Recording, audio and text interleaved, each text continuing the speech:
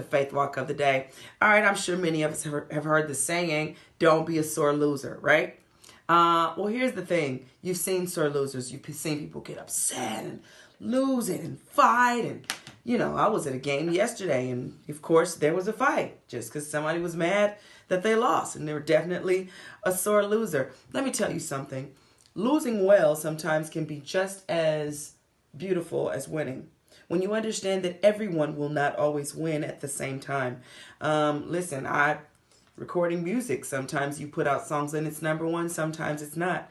I have told myself that it's just someone else's turn at that time.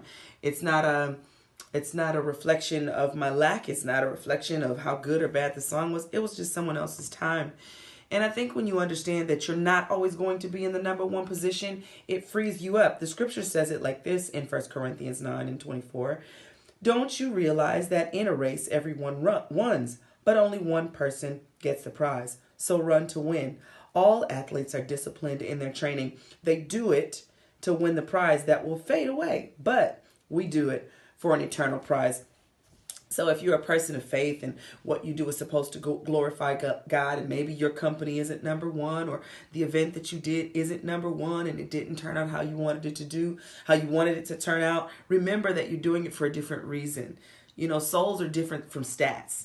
You know, you can't always count the souls, but they are affected. You can't always count the impact when it is a spiritual one, because maybe the change doesn't happen the day that you present whatever it is you're presenting. But you have to be so confident, because the eternal purpose that we work for is much different from sitting at the head of the table or being number one at whatever race you're in, all right? So let's learn to lose well. It's actually not really losing just because you weren't in the number one spot, but at any rate, I want you to learn to lose well. Don't lose it. Don't fall apart.